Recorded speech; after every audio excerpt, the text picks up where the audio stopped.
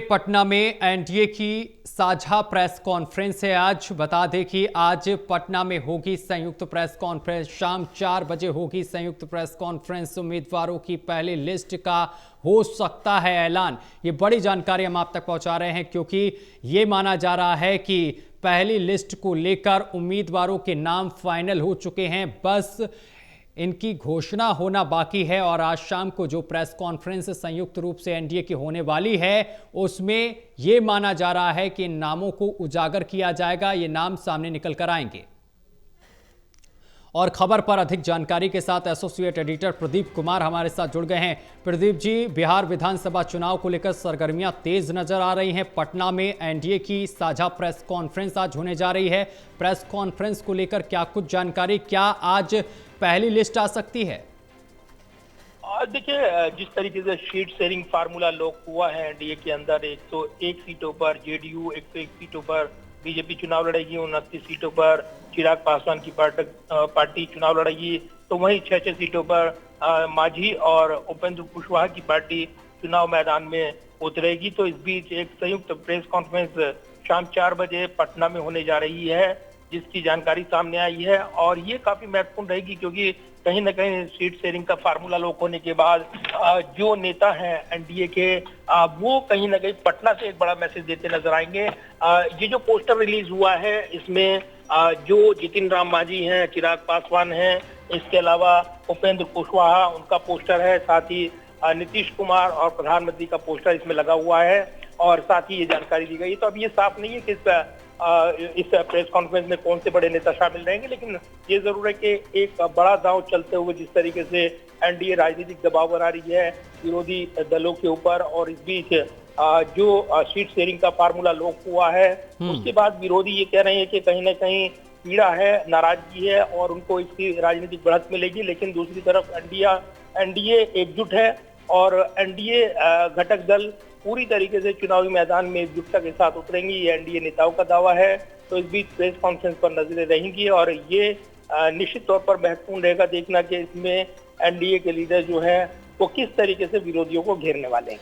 प्रदीप जी, देखिए, seat sharing का formula तो एनडीए की तरफ से तय हो गया है, लेकिन आज जिस तरीके से ये संभावनाएं जताई जा रही हैं कि पहली लिस्ट आ सकती, तो इस लिस्ट में किस तरीके का फार्मूला लगाया जाएगा?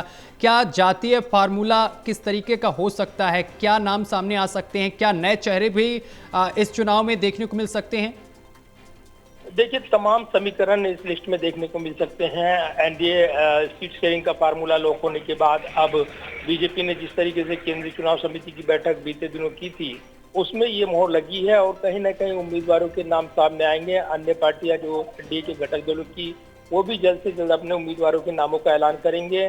ये जरूर है कि जो घटक दल को जो सीटें मिली है, उसमें परिवारवाद की छाया भी देखने को मिल सकती है। चर्चा ये भी है मांझी के परिजन, वो भी सीट उनको मिलेंगी।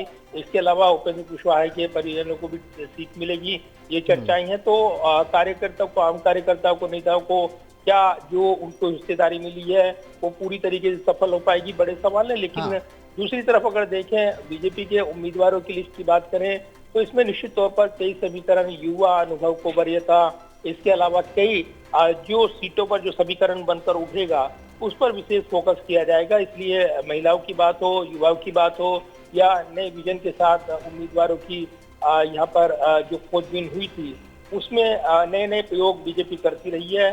तो कहीं ना कहीं बीजेपी की लिस्ट, संभावित लिस्ट जब आएगी, तो निश्चित तौर पर उसमें कई चौंकाने वाली चीजें देखने को मिल सकती हैं। और वो निश्चित तौर पर पूरा फोकस बीजेपी का इस बात को लेकर है कि वो ज्यादा से ज्यादा सीटें हासिल करे, ताकि जब एनडीए की सरकार बने तो उसमें कहीं ना कहीं फ्रंट सीट पर बीजेपी नजर आए। और इसीलिए ये महत्वपूर्ण रहेगा देखना कि इस पूरे जो उम्मीदवारों की लिस्ट आनी है, इसमें क्या समीकरण साधते हुए बीजेपी नजर आने वाली है। प्रदीप जी, जो पिछले चुनावों में जिन सीटों पर बीजेपी को हार का सामना करना पड़ा है, वहां पर क्या उम्मीदवारों में परिवर्तन देखने को मिल सकता है? क्या जिस तरीके से ये चल रहा है कि सेलिब्रिटी जो हैं उनको उतार सकती है बीजेपी, क्या वहां पर इन चेहरों को लाया जा सकता है?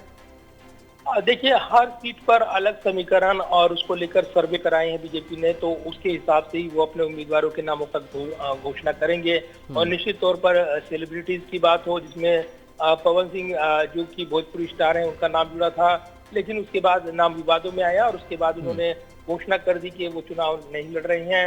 मैथिली ठाकुर का नाम चर्चाओं में, उसके बाद ये कहा गया कि लिटमस टेस्ट किया गया और शायद मैथिली ठाकुर ने खुलकर अपनी दावेदारी भी जताई, लेकिन उनके क्षेत्र में जो नाराजगी बनकर उभरी है वो कहीं ना कहीं बताती है कि बिहार जैसे जागरूक राज्य, जो राजनीतिक तौर पर काफी जागरूक राज्य माना जाता है, वो हर सीट पर अलग गुना भाग लगाते हुए हर दल दिखाई दे रहा है और इसीलिए नए नए समीकरण इस मुकाबले में बनकर उभरेंगे।